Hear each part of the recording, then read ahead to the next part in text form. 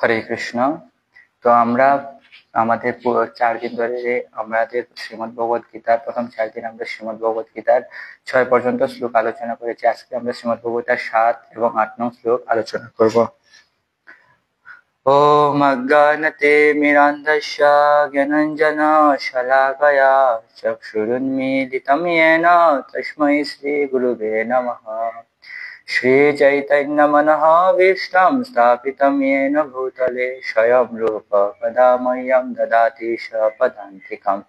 वन्दे अहं श्रीगुरु श्रीयुतपदकमलं श्रीगुरुवैष्णवांश श्रीरूपं साग्रजातं सहगण रघुनाथान्वितं तं सजीवं साद्वैतं सावधूतं परिजनसहितं कृष्णचैतन्यदेवं श्री राधा कृष्ण पादान् सहगण ललिता श्रीविशाखान्वितांश। नमोऽयं विष्णुपादाय कृष्णप्रेष्ठाय भूतले श्रीमते भक्तिवेदान्त स्वामिनीति नामिने। नमस्ते सरस्वती देवे गौरवाणी प्रचारिणे निर्विशेष शून्यवादी पाश्चात्य देशतारिणे। नमो महावदन्नाय कृष्ण प्रेम प्रदायते कृष्णाय कृष्ण चैतन्य नाम्ने गौरतिषे नमः। नीलाचल निवासाय नित्याय परमात्मने बलभद्र सुभद्राभ्यां जगन्नाथाय ते नमः। हा कृष्ण करुणा सिन्धु दीनबन्धु जगत्पते गोपेश गोपिकान्त राधाकान्त नमोस्तुते। तप्त काञ्चन गौरांगी राधे वृन्दावनेश्वरी वृषभानुसुते देवी प्रणमामि हरिप्रिये। वाञ्छाकल्पतरुभ्यश्च कृपा सिन्धुभ्य एव च पतितानां पावनेभ्यो वैष्णवेभ्यो नमो नमः।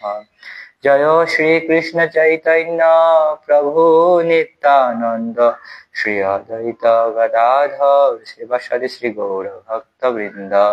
हरे कृष्ण कृष्ण कृष्ण हरे हरे हरे राम राम राम हरे हरे।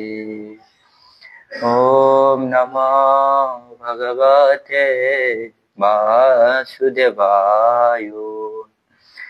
ओम नमो भगवते वासुदेवाय। ओम नमो भगवते वासुदेवाय। मुखं करोति वाचालं पंगु उल्लंघयते गिरिं यत्कृपातमहं वन्दे श्रीगुरुदीनतारिणं श्रीचैतन्य ईश्वरं परमानन्दमाधवं। जय जगद्गुरु श्रील प्रभुपाद की जय। अनंत कोटि वैष्णव वृंद की जय। श्रीमद् भगवद गीता की जय। श्रीमद् भगवद गीता प्रथम श्रीमद् भगवद गीता प्रथम अध्याय अर्जुन साजो श्लोक 7। अस्माकन्तो विशिष्टाये तान्निबोधो द्विजुत्तमं नायका मम सैन्यस्य संगार्थं तान् ब्रवीमि। आबार अस्माकन्तु विशिष्टाये तान्निबोधो द्विजुत्तमं नायका मम सैन्यस्य संगार्थं तान् ब्रवीमि। अनुवाद। हे द्विजोत्तम, আমাদের পক্ষে যে সমস্ত বিশিষ্ট সেনাপতিগণ সামরিক শক্তি পরিচালনার জন্য রয়েছেন, আপনার অবগতির জন্য আমি তাদের সম্বন্ধে বলছি। এই শ্লোকের কোনো তাৎপর্য করেনি শিল প্রভুপাদ। তো শ্লোক 8। ভবান ভীষ্মশ্চ কর্ণশ্চ কৃপশ্চ সমিতিঞ্জয় অশ্বত্থামা বিকর্ণশ্চ সৌমদত্তিস্তথৈব চ। ভবান ভীষ্মশ্চ কর্ণশ্চ কৃপশ্চ সমিতিঞ্জয় অশ্বত্থামা বিকর্ণশ্চ সৌমদত্তিস্তথৈব চ। অনুবাদ। সেখানে রয়েছেন আপনার মতো ব্যক্তিত্ব ভীষ্ম, কর্ণ, কৃপাচার্য, অশ্বত্থামা, বিকর্ণ ও সৌমদত্তের পুত্র ভূরিশ্রবা, যারা সর্বদা যুদ্ধে বিজয়ী হয়ে থাকেন। তাৎপর্য করেছেন his divine grace AC Bhaktivedanta স্বামী প্রভুপাদ কি জয়। যুদ্ধে চিরজয়ী অসাধারণ বীরদের কথা দুর্যোধন এখানে উল্লেখ করেছে। বিকর্ণ দুর্যোধনের ভাই, অশ্বত্থামা দ্রোণাচার্যের পুত্র, সৌমদত্তি বা ভূরিশ্রবা বাল্মীকের রাজার পুত্র কর্ণ অর্জুনের বৈপিত্রীয় ভ্রাতা, কেননা রাজা পাণ্ডুর সঙ্গে বিবাহের পূর্বেই কুন্তী দেবীর কুলে তার জন্ম হয়। কৃপাচার্যের যমজ ভগ্নীর সঙ্গে দ্রোণাচার্যের বিবাহ হয়। হরে কৃষ্ণ। তো এই আমাদের প্রথম আমরা শ্রীমদ ভগবদ গীতার প্রথম 6টি শ্লোক আলোচনা করেছিলাম। সেখানে আমরা দেখতেছিলাম যে ধৃতরাষ্ট্র প্রথমেই শ্রীমদ ভগবদ গীতার প্রথম শ্লোকে বলেছেন যে আমার পুত্র এবং পাণ্ডুর পুত্ররা কি করলো।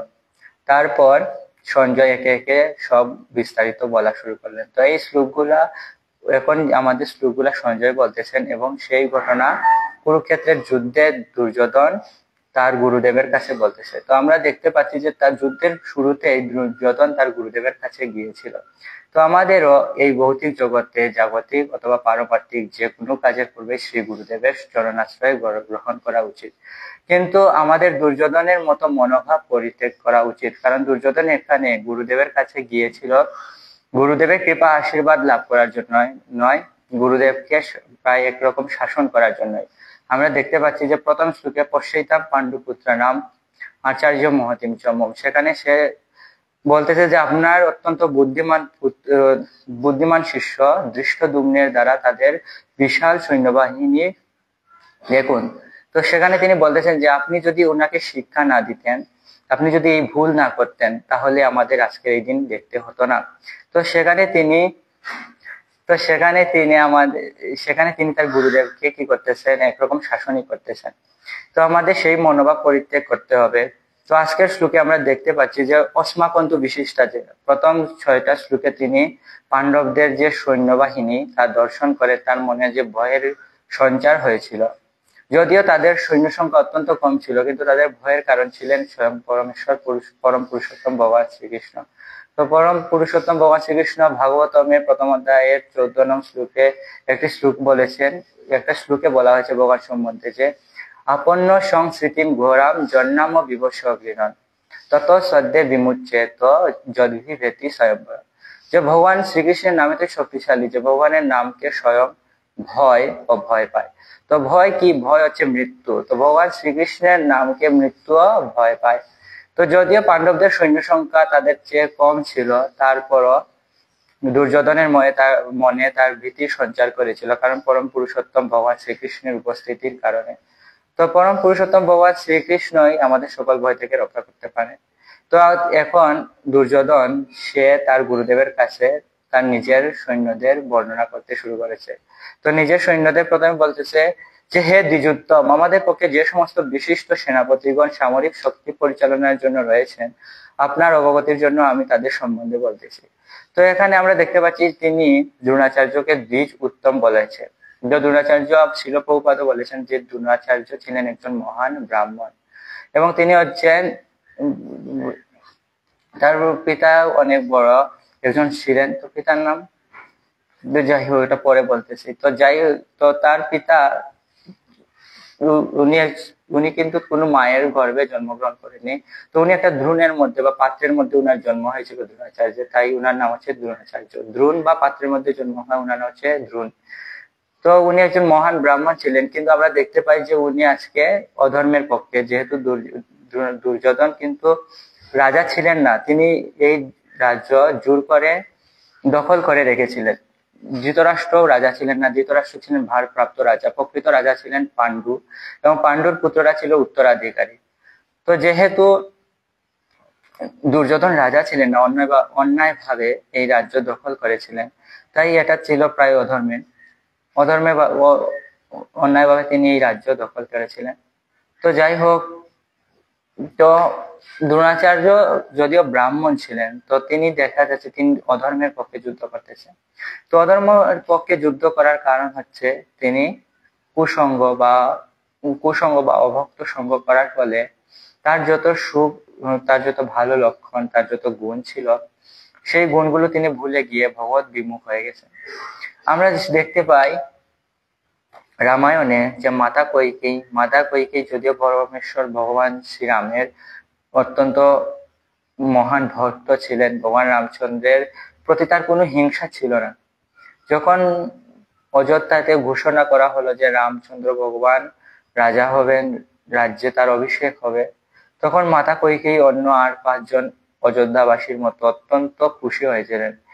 এবং মন্থরা যখন তার মাতা কইকেয়ীর কাছে আসতেছিল যে মাতা রাম তো রাজা হয়ে যাবে, তো এই কথা শোনার সাথে সাথে মাতা কইকেয়ী মন্থরাকে তার মণিহার দিয়ে দিয়েছিলেন, এত খুশি হয়েছিলেন।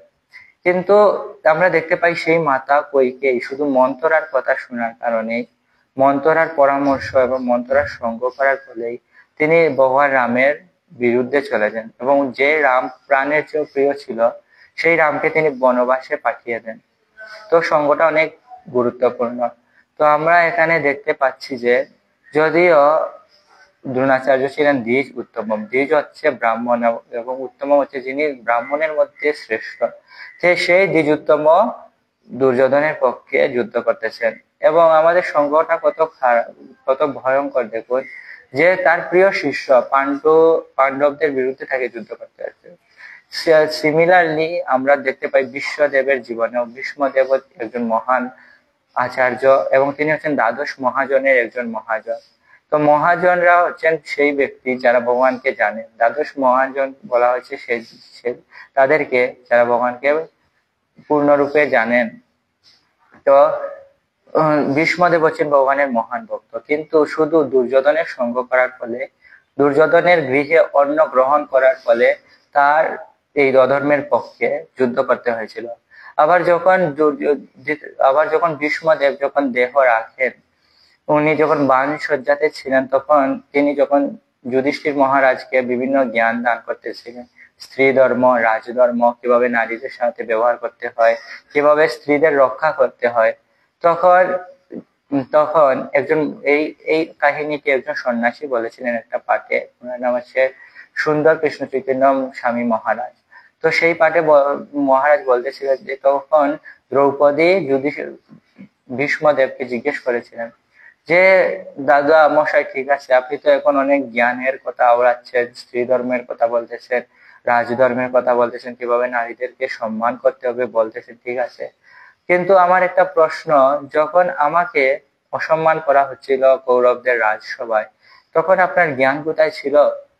তো ভীষ্মদেব বললেন যে দেখো, যে আমি যদিও সব জ্ঞান জানতাম, কিন্তু আমার অন্য পাপ হয়েছিল। আমি দুর্যোধনের এই পাপময় অন্ন গ্রহণ করার ফলে আমার চেতনাটা তখন পাপময় ছিল, এই জন্য আমি তখন বিরোধিতা করতে পারি নাই, কোনো প্রতিবাদ করতে পারি নাই। তো আমাদের সংঘটা অনেক গুরুত্বপূর্ণ। তো এখানে আবার অর্জুন, এখানে 7 নম্বর শ্লোকে দুর্যোধন বলতেছেন, আমাদের পক্ষে যে সমস্ত বিশিষ্ট সেনাপতিগণ সামরিক শক্তি পরিচালনার জন্য রয়েছেন, আপনার অবগতির জন্য আমি তাদের সম্বন্ধে বলতেছি। তো এখানে দুর্যোধনের অহংকার প্রকাশ পাচ্ছে, তার সেনাবাহিনীর উপর তার অতিরিক্ত আত্মবিশ্বাস, এবং পুরোটা সেনাবাহিনী সে নিজের বলে দাবি করতেছে। তো আমরা দেখতে পাই যে আমাদের ওই ভৌতিক জগতে আমরাও দুর্যোধনের মতো মিথ্যা অহংকার করি, আমাদেরও জড়জাগতিক অনেক কিছু থাকতে পারে। তো প্রধান চারটা জিনিস আছে যার জন্য আমরা ভক্তি জীবনে অনেক বাধার সম্মুখীন হতে হয়। তা হচ্ছে, প্রথমটা হচ্ছে রূপ, শিক্ষা, বংশ পরিচয় এবং ধন সম্পদ। এই 4টা জিনিস যার কাছে আছে তিনি অনেক অহংকারী হয়ে থাকেন। তো দুর্যোধনও তার সেনাবাহিনীর প্রতি তার আত্মবিশ্বাস ছিল, তিনি অনেক অহংকারী ছিলেন, এবং তিনি এখানে অহংকার বা অতিরিক্ত আত্মবিশ্বাস প্রকাশ করে বলতেছে আমাদের পক্ষে যে সমস্ত বিশিষ্ট সেনাপতিগণ, তো সেই সেনাপতিগণ যারা ছিলেন তাদের মধ্যে ছিলেন ভীষ্মদেব ছিলেন, তাদের মধ্যে দ্রোণাচার্য, কর্ণ সহ অশ্বত্থামা, অনেক বড় বড় যোদ্ধারা ছিলেন। তো দুর্যোধন এখানে তাদের জন্য অহংকার প্রকাশ করতেছেন এবং তিনি দাবি করতেছেন যে সবকিছুই হচ্ছে তাদের, কিন্তু আমাদের বুঝতে হবে যে আমাদের কিছুই না। তো আমরা ওই ভৌতিক জগতে আমাদেরও অবস্থায় দুর্যোধনের মতো, আমরা নিজেদেরকে ভাবি সবকিছুর ভোক্তা, সবকিছু আমার এবং আমি এবং আমার, এই কথাটাই হচ্ছে এই জড়জগতের সকল সমস্যার মূল কারণ, আমি এবং আমার। তো আমরা দেখতে পাই যদিও তারা একই বংশের, একই পরিবারের, কিন্তু দুর্যোধনের এই বাল্যকাল থেকেই আমি এবং আমার, আমি হচ্ছে হস্তিনাপুরের রাজা এবং আমি রাজা হব, সবকিছুই আমার। তো তার এই মন মানসিকতার জন্যই আজকে কৌরব বংশ শুধু 5 জন ব্যতীত সবাইকেই নিহত হতে হলো। তো আমরা আমাদের ভৌতিক জগতে আমরা দেখতে পাই, আমরাও এরকম চিন্তা করি যে আমার পরিবার, আমার আমার এইটা, আমার সেটা, এবং তাদেরকে আমরা অনেক গুরুত্ব প্রদান করি। আমরা এরকম ভাবি যে আমার কাছে সবকিছুই আছে, আমি কেন ভক্তি জীবনে আসব, আমি কেন ভগবানের কাছে মাথা নিচু করব, ঝুঁকে গানি। তো এইরকম আমাদের মনোভাবের কারণে আমরা কখনোই ভগবানের কাছে নিজেকে সমর্পিত করতে পারি না, এবং এবং ভগবানের কৃপা লাভ থেকে আমরা বঞ্চিত হই। তারপরে শ্লোক হচ্ছে 8 নং শ্লোকে। তো 8 নং শ্লোকে আমরা বলেছিলাম, ভগবান বিষ্মষ্ট কর্ণশ্চ কৃপশ্চ সমিতিঞ্জয় অশ্বতামা বিকর্ণশ্চ সৌমদত্তিস্তথৈবচ। অনুবাদ, সেখানে রয়েছেন আপনার মতো ব্যক্তিত্ব বিশ্ব কর্ণ কৃপাচার্য অশ্বত্থামা বিকর্ণ সৌমদত্তের পুত্র ভূরিশ্রবা, যারা সর্বদা যুদ্ধে বিজয়ী হয়ে থাকেন। তো এখানে আমরা দেখতে পাচ্ছি যে অর্জুন তার যে মহান মহান যোদ্ধা, যাদের উপর সে নির্ভরশীল, এই যে যাদের কথা বলছে দুর্যোধন বলতেছে, মূলত তাদের উপরই তার আত্মবিশ্বাস থাকার কারণে সেই এই যুদ্ধ করার সাহস লাভ করেছিল। তো কারা কারা তার পক্ষে আছেন সেখানে বলতেছে আপনার মতো ব্যক্তিত্ব। তো দ্রোণাচার্যের মতো মহান ব্যক্তিত্ব সেখানে উপস্থিত রয়েছেন। তো প্রথমে তিনি দ্রোণাচার্যের কথা বলেছেন, তারপর হচ্ছে ভীষ্মদেব দাদামশাই, কর্ণ হচ্ছে পাণ্ডবদের বৈপিত্রীয় ভ্রাতা, তারপর কৃপাচার্য জন্য তাদের কুলগুরু, অশ্বত্থামা দ্রোণাচার্যের পুত্র, বিকর্ণ হচ্ছে কর্ণের দাদা ভাই এবং সোমদত্তের পুত্র ভূরিশ্রবা, পাল্লিকের রাজা পুত্র ভূরিশ্রবা, যারা সর্বদা যুদ্ধে বিজয়ী হয়ে থাকেন। তো তিনি এখানে সান্ত্বনা দিচ্ছেন এবং নিজেকে বোঝানোর চেষ্টা করতেছেন, কারণ পূর্বে তিনি অনেক ভীত হয়ে গিয়েছিলেন তাদের সমরসজ্জা দেখে, পাণ্ডবদের সমরসজ্জা দেখে। তো এখানে তিনি বলতেছেন, না, আমি হারার কোনো লক্ষ্য নিয়ে আমার কাছে নাই, কারণ আমার পক্ষে আছেন ভীষ্মদেব, পিতামহ ভীষ্মদেব, আপনি আছেন, কর্ণ আছে, বিকর্ণ আছে, অশ্বত্থামা আছে, বাল্লিকের পুত্র ভূরিশ্রবা আছে। তো আমার পরাজয়ের কোনো কারণ নেই। এবং কেন পরাজয়ের কারণ নেই? কারণ তারা যুদ্ধে কখনো পরাজিত হন না, তারা যুদ্ধে সর্বদা জয়ী হয়ে থাকেন। তাহলে আমরাই যুদ্ধে কি হবে? যুদ্ধে জয়লাভ করব। তো তিনি দেখতেছেন, আমরা পূর্বের শ্লোকে দেখতেছি যে তিনি অর্জুন, ভীম সবার কথা উল্লেখ করেছেন, মহান মহান সকল যোদ্ধাদের কথা উল্লেখ করেছেন, কিন্তু যার কথা একজনের কথা তিনি বলতে ভুলে গেছেন, তিনি হচ্ছেন পরম পুরুষোত্তম ভগবান শ্রীকৃষ্ণ। তো যারা ভক্ত হয় না, যারা ভগবান বলছে যে মনুষ্য নাম সহস্রেষু কশ্চিৎ যততি সিদ্ধে যততাম অপি সিদ্ধানাম কশ্চিৎ মাম ব্যক্তি তত্ত্বত। যে হাজার হাজার লক্ষ লক্ষ মানুষের মধ্যে কোনো ভাগ্যবান ব্যক্তি ভগবানকে জানার প্রয়াস করেন, এবং এইসব হাজার হাজার লক্ষ লক্ষ মানুষের মধ্যে কদাচিৎ একজন সিদ্ধি লাভ করেন, এবং হাজার হাজার সিদ্ধি লাভ প্রাপ্তদের মধ্যে কেউ একজন ভক্ত হয়। তো ভক্ত এই জড়জগতে অনেক দুর্লভ। তো যেহেতু দুর্যোধন সবাইকেই কিন্তু দেখতেছে, সবাইকেই বিচার করতেছে, সবার গুণগান করতেছে, কিন্তু কৃষ্ণকে, ভগবান পরম পুরুষোত্তম ভগবান শ্রীকৃষ্ণকে সে কি করতেছে না, ফলো করতেছে না, সে তার নজরেও আসে না। তো যারা ভক্ত তারা মনে করে যে এই জড়জগৎটা সৃষ্টি এরকমই হয়ে গেছে, তার পিছনে ভগবান নেই।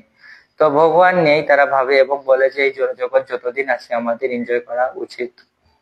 তো ঠিক তেমনি, এবং তারা বলে যে এই জড়জগৎ কিভাবে সৃষ্টি হলো। তো যারা ভগবানে বিশ্বাস করে না, অভক্ত, তারা বলে যে বিগ ব্যাং এর মাধ্যমে একবার মহাকাশে অনেক বড় বিস্ফোরণ হয়েছিল এবং সেই বিস্ফোরণ থেকে এই পৃথিবী সহ সবকিছু সৃষ্টি হয়েছে।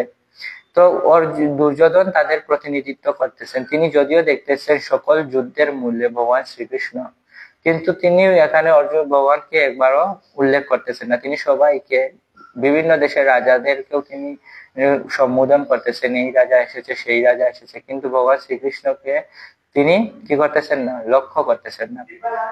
তো এখানেও আমরা দেখতে পাই যে সেখানে রয়েছেন আপনার মতো ব্যক্তিত্ব ভীষ্ম, কর্ণ, কৃপাচার্য, অশ্বত্থামা, বিকর্ণ, সোমদত্তের পুত্র ভূরিশ্রবা, যারা সর্বদা যুদ্ধে বিজয়ী হয়ে থাকেন।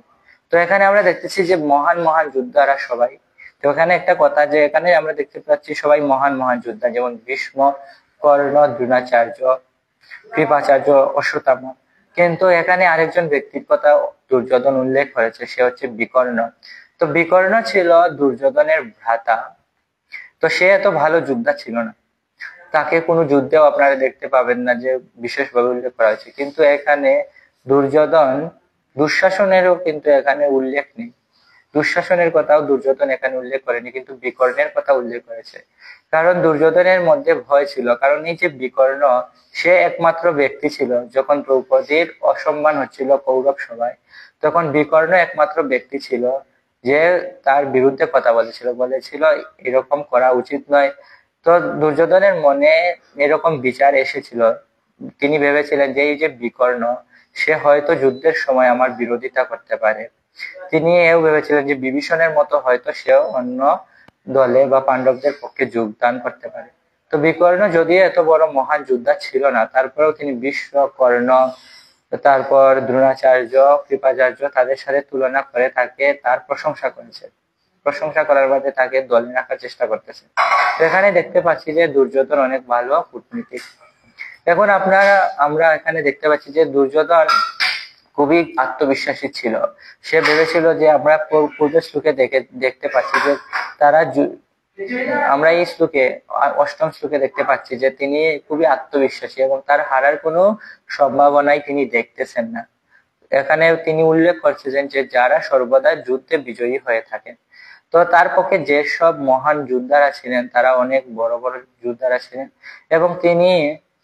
এবং তারা অনেক মহান বড় বড় যোদ্ধারা ছিলেন, এবং তিনি তাদেরকে বলতেছেন যে তারা কখনো যুদ্ধে পরাজিত হন না, তাই আমার যুদ্ধে পরাজিত হওয়ার কোনো কারণ নেই। তো যারা হচ্ছে অধার্মিক, তারা নিজেকে ভাবে যে এইরকমই, যে আমরা হচ্ছে একমাত্র ভোক্তা এবং আমরা সবকিছু জয় করে ফেলবো। কিন্তু তারা জানে না যে ধর্মের বিনাশ খুবই সত্বর হয়ে থাকে। তো আমরাও আমাদের ভৌতিক জীবন নিয়েও আমরাও দুর্যোধনের মতো চিন্তা করতেছি। আমরাও আমাদের অবধারিত মৃত্যু, কিন্তু আমরা মৃত্যু সম্বন্ধে কোনো ধারণা আমাদের নেই, মৃত্যু সম্বন্ধে আমাদের কোনো চিন্তাধারা নেই।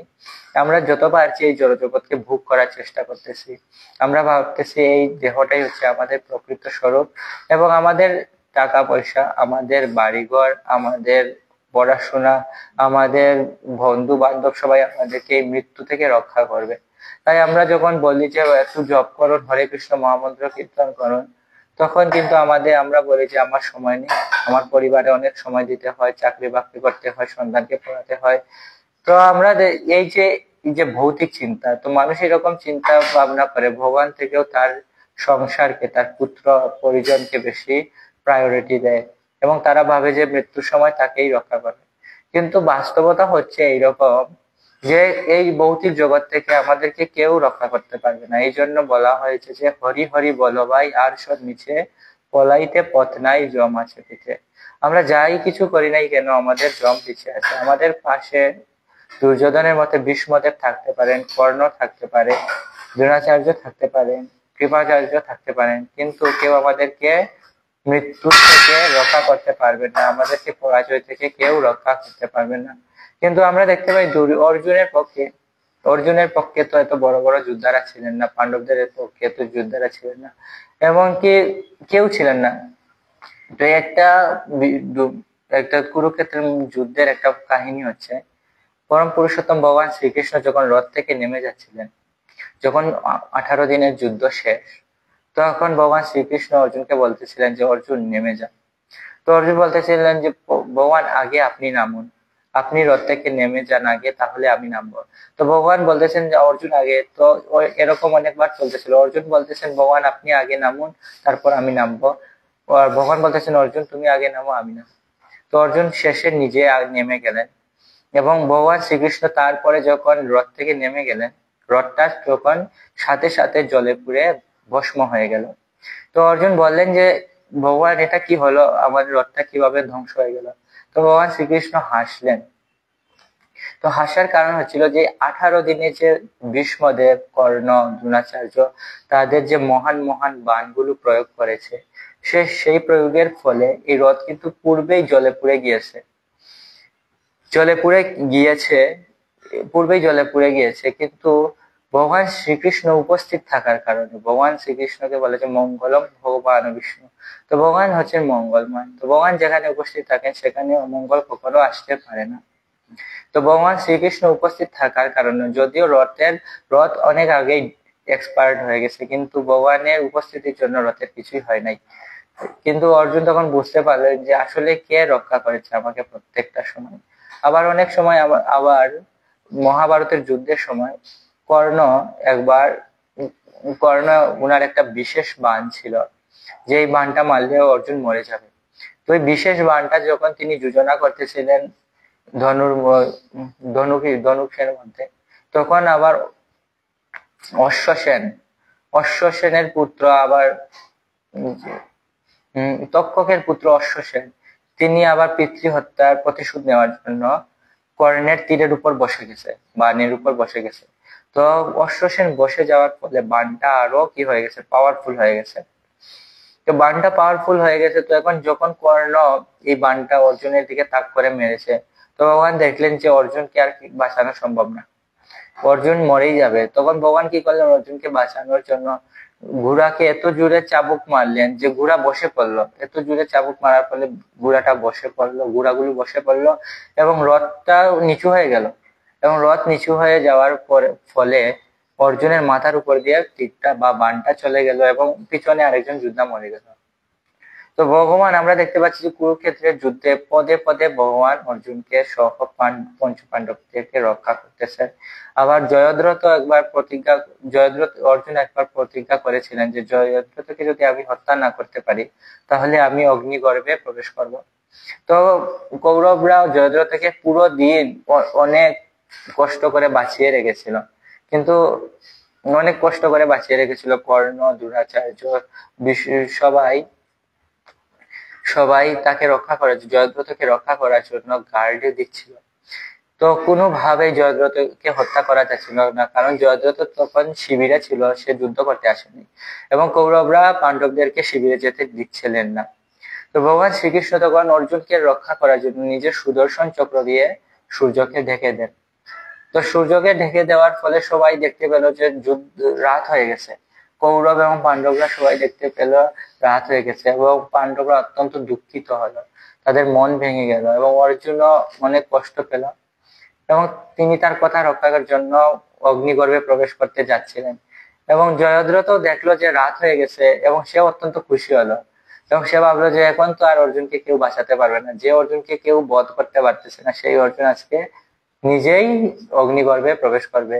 তো সকল কৌরবরাও অনেক জয় উল্লাস করতেছিল, জয়ধ্বনি করতেছে এবং জয়দ্রথ কি করতেছে, শিবির থেকে অর্জুনের অগ্নিগর্ভে প্রবেশ করা দেখার জন্য চলে আসতেছে। সে অত্যন্ত খুশি হয়েছিল যে আজকে আমাকে অর্জুন বধ করতে পারেনি, তাই সে অগ্নিগর্ভে প্রবেশ করবে। তো সে অগ্নিগর্ভে প্রবেশ করার জন্য যখন অর্জুন তৈরি হচ্ছিলেন, তখন জয়দ্রথ চলে আসছে, যুদ্ধের ময়দানে চলে আসছে এবং পরম পুরুষোত্তম ভগবান শ্রীকৃষ্ণ তখন তার সুদর্শন চক্র সূর্যের সামনে থেকে সরিয়ে নিলেন এবং সবাই দেখতে পেল, কৌরব এবং পাণ্ডবরা সবাই দেখতে পেলেন যে তখনও রাত হয়নি, তখনও দিনই আছে। তখন অর্জুন জয়দ্রথকে বধ করে নেন এবং জয়দ্রথকে বধ করে নেন। তো আমরা দেখতে পাচ্ছি যে পরম পুরুষোত্তম ভগবান শ্রীকৃষ্ণ ছাড়া পাণ্ডবরা কিন্তু কখনই হেরে যেত, কারণ তারা ভীষ্মদেব, কর্ণ, দ্রোণাচার্যের মতো, যে শিল প্রভুপাদ বলছে যে এরা ছিল হাঙরের মতো, তিমিঙ্গিল হাঙরের মতো, তাদেরকে পরাজিত অত্যন্ত কষ্টকর ছিল। কিন্তু পরম পুরুষোত্তম ভগবান শ্রীকৃষ্ণ অর্জুনদের সাথে থাকার কারণেই তারা এই যুদ্ধ লাভ করতে পেরেছিল। তো আমরাও দুর্যোধনের মতো আজকের শ্লোকে আমরা দেখতে পাচ্ছি যে দুর্যোধন মিথ্যা অহংকার করতেছে, সে তার যোদ্ধাদের উপর কি করতেছে, মিথ্যা অহংকার করতেছে। তো আমরাও এরকম মিথ্যা অহংকারে ভগবানকে ভুলে আছি, আমরাও ভাবতেছি আমাদের টাকা পয়সা, আমাদের পড়াশোনা, আমাদের বন্ধু বান্ধব, পরিজন, পিতামাতা আমাদেরকে মৃত্যুর সময় রক্ষা করবে। তো আসলে কেউ আমাদেরকে মৃত্যুর সময় রক্ষা করতে পারবে না। কিন্তু আমরা যদি অর্জুনের মতো, অর্জুন দেখুন সবসময় বলতেছে যে করিষ্যে বচনম তব, তুমি যা বলবে কৃষ্ণ আমি তাই করবো। তো আমরাও যদি ভগবান শ্রীকৃষ্ণের কথা মতো চলি, আমাদের জীবনযাপন যদি ভগবান শ্রীকৃষ্ণের চরণে সমর্পণ করি, তাহলে এই ভব সাগর থেকে আমরা অবশ্যই উদ্ধার লাভ করতে পারবো। তো আজকে শ্রীমদ ভগবত গীতা থেকে আমরা এই শিক্ষা পেয়েছি, আমাদের অবশ্যই ভৌতিক জিনিস, ভৌতিক জগতে যা কিছু আছে তার প্রতি আমাদের যে এত ডিপেন্ডেন্সি, এত যে নির্ভরতা, আমরা যে ভাবি যে আমাদেরকে রক্ষা করতে পারবে এবং ভগবানকে ভুলে গেছি। তো আসলে আমাদেরকে কেউ রক্ষা করতে পারবে না। যদি আমাদের এই ভব ভয় থেকে কেউ রক্ষা করতে পারে, তাহলে তিনি হচ্ছেন ভগবান সত্যম ভগবান শ্রীকৃষ্ণ। এবং তাকে খুশি করার সবচেয়ে সহজ উপায় হচ্ছে হরে কৃষ্ণ কৃষ্ণ কৃষ্ণ হরে হরে, হরে রাম রাম রাম হরে হরে। হরে কৃষ্ণ মহামন্ত্র জপ করুন আর সুখী হন। তো সবার কাছে অনুরোধ, সবাই ভালো থাকবেন, সুস্থ থাকবেন এবং পরম পুরুষোত্তম ভগবান শ্রীকৃষ্ণের যে নাম, কালকে শ্রী নিত্যানন্দ ত্রয়োদশী, যিনি হচ্ছেন নামের আচার্য, যিনি এই নদিয়া গুদ্রমে নিত্যানন্দ মহাজন পাতিয়াছে নামহট্ট জীবের কারণ, যিনি এই নামহট্টের আদি প্রতিষ্ঠাতা, সেই শ্রীমন নিত্যানন্দ প্রভুর আবির্ভাব তিথি কালকে। তো সবাই, আশা করি সবাই নিত্যানন্দ ত্রয়োদশী পালন করবেন এবং পরম পুরুষোত্তম ভগবান শ্রীকৃষ্ণের নাম যারা জপ করেন না, তারাও আশা করি তারাও শীঘ্রই ভগবান শ্রীকৃষ্ণের নাম জপ করা শুরু করবেন এবং অচিরেই এই ভৌতিক জগতে সুপ্রাপ্ত হবেন। হরে কৃষ্ণ কৃষ্ণ কৃষ্ণ হরে হরে, হরে রাম রাম রাম হরে হরে। বাঞ্ছা কল্পতরুভ্যশ্চ কৃপা সিন্ধুভ্যেব চ পতিতানাং পাবনেভ্যো বৈষ্ণবেভ্যো নমো নমঃ। অনন্ত কোটি বৈষ্ণব বৃন্দ কি জয়, বৈষ্ণব শিরোমণি জগৎগুরু শিল প্রভুপাদ কি জয়। হরে কৃষ্ণ।